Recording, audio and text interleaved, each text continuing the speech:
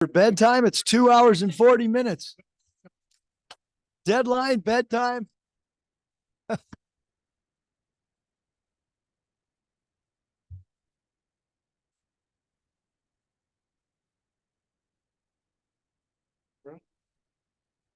Bob. I guess Eric used to describe the last play was basically just put the ball in T Mark's hands and let him go. Yeah, I mean, we spaced the floor out. TB did, luckily we were able to get organized because we were out of timeouts. And we were able to set up a little bit of a press break. Even though they kind of matched up, straight man, there was no, press as there had been, so to speak. And I thought that, we got the ball in the hands of who we needed to tonight because T Mark was playing with such great confidence.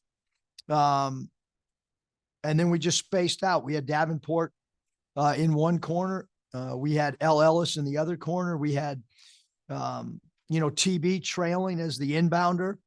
And then we had Minifield on the 45-degree angle on the left side and just said, there's no way we're taking a three. Like, we've got to go to the cup or at least get inside of that, 12, 14-foot range, really. I know on the play-by-play goes as a layup, but it was a pretty clutch shot. Just what you think of the way T Mark handled that? Well, that's his, he's, I know that all the analytics people talk about, mid-range being a bad shot. It's been a really good shot for us at Arkansas. Jimmy Witt, Ricky Council, T Mark. Like, it's a great shot for him, not a good shot. He's a lethal pull-up jump shooter, 12 to 17 foot. And look, he had 35 points on 15 field goals attempted. And our guys did a great job of finding him, even this 2 threes.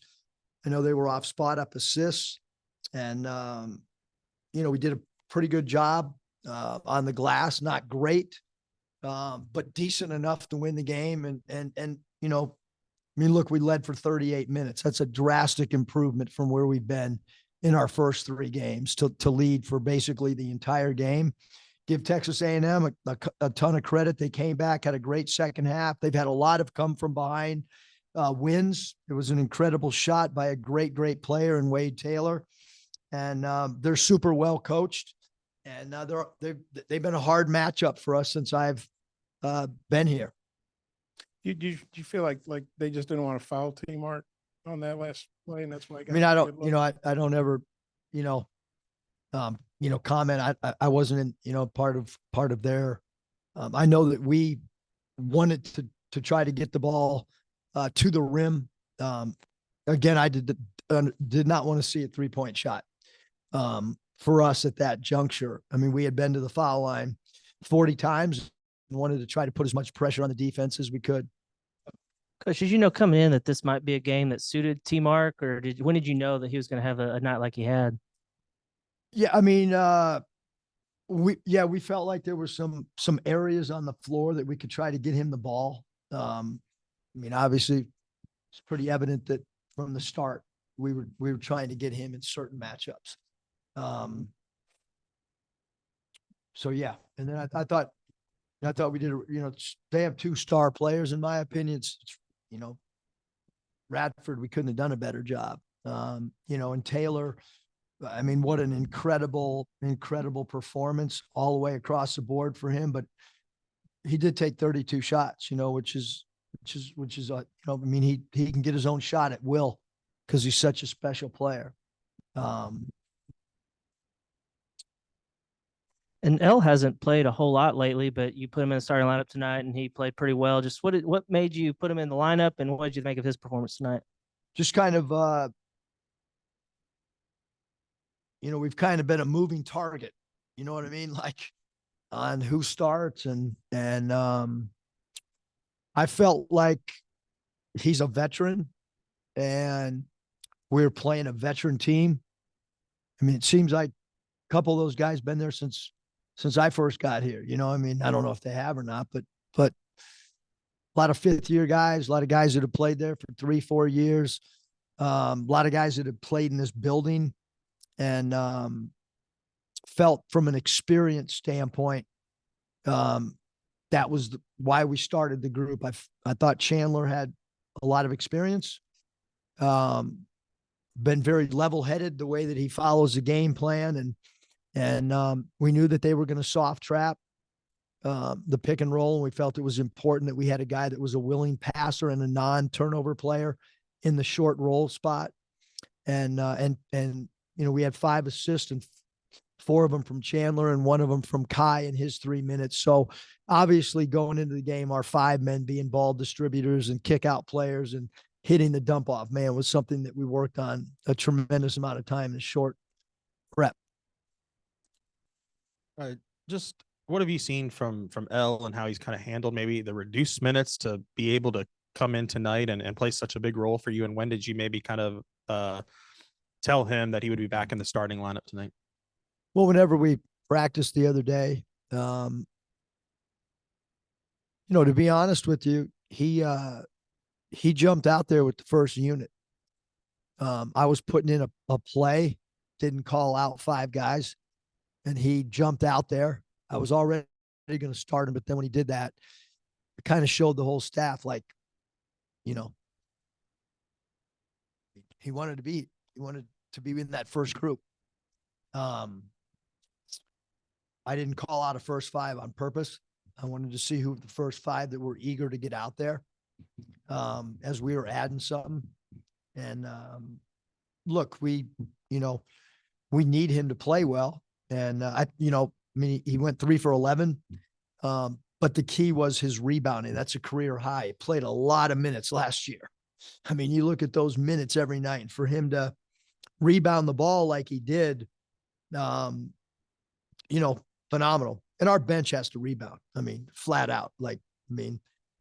This plus minus thing is important to me and to our staff. And we got to get better in the plus minus area from an individual standpoint. Some of our guys, that's got to happen for us. Tremont took, I think, 22 of the 40 free throw attempts, but L got to the line 8 times, TB 8 times. I mean, how impressed were you with just the relentlessness of attacking the basket, getting to the free throw line? I mean, they're super aggressive defensively. I mean, they are relentless defensive attackers of the ball, and you've got to be strong with the ball, and you can't settle.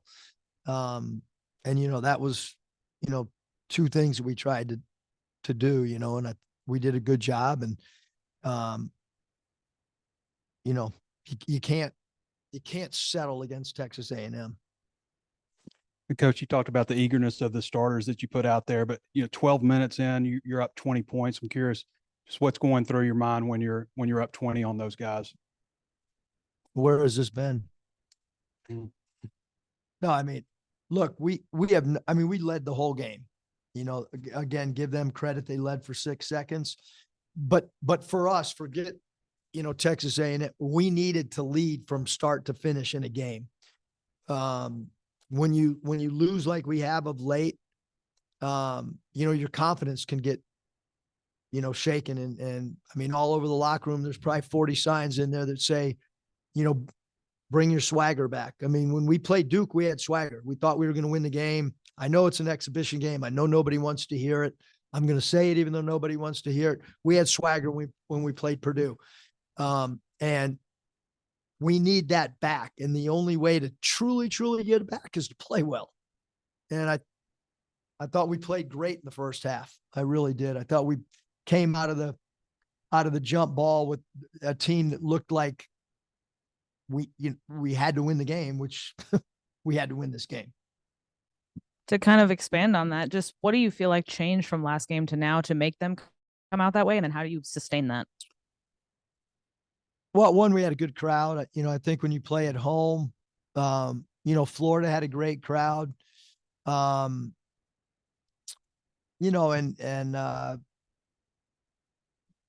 different lineup. I thought that, Joseph and Layden played really well last game. And I think that, kind of put everybody on alert, so to speak, that, you got to play super, super hard. You got to follow the game plan. And I think those 2 guys playing well kind of helped some of the other guys maybe understand I better play or I'm not going to get my minutes back. And when you have guys come off the bench that do that the prior game, I think it carried over tonight. I really did with guys understanding the urgency of them performing at a high level from an effort standpoint.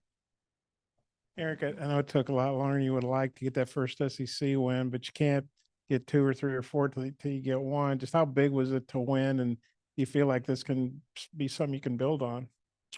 Yeah, I mean, I think, confidence wise, Bob, I think we needed it for sure. It's one game, it's over. Up there, South Carolina's depth chart right now. I can't wait to get home and start digging into South Carolina. They've had an incredible season so far. I think even myself, like you win a game, like kind of puts an extra juice in you, and it's on to South Carolina. We'll see what happens on Saturday. I know we asked Team Mark, Scotty, or somebody asked him if he ever hit a game winner. He said he had a half court shot or something to beat Memphis when he was a freshman. Were you aware of that other game winner he had hit or? Yeah. No, Me. it wouldn't matter. I still would put a ball in his hands tonight if he never had one his whole life. Eric, I know Tyrese Radford's a guy that you've spoken highly of in the past. You guys held him to 2 for 15. What all went into that? Yeah, I mean, we tried to, send help in extra areas. It really worked against Radford, and it really didn't work against Taylor. They're both great players. Like you guys have all heard me talk. Look, Buzz Williams, a great coach, not a good one, a great coach.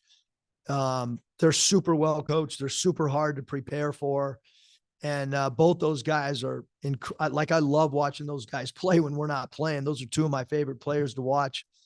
And I've said it a lot, like Radford he can do so many things. He can play the 1, 2, 3, 4. We just, I thought we did a good job of Biggs being in the right help position and trying to get him to certain spots on the floor.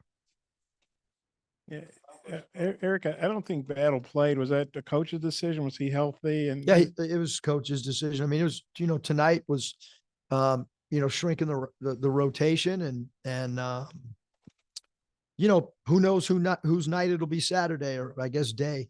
Who knows whose day it'll be Saturday? I have no idea. None of you guys know. And that locker room probably didn't know. Somebody's got to get hot for us tonight. It was T-Mark. Devo's defense was where we wanted it. L did a great job on the defensive backboards. Chandler did a great job moving the ball. TB was in proper spots from a defensive standpoint. Everybody's got to be ready. Obviously, the way we sub right now, you never know. Yep. Thanks.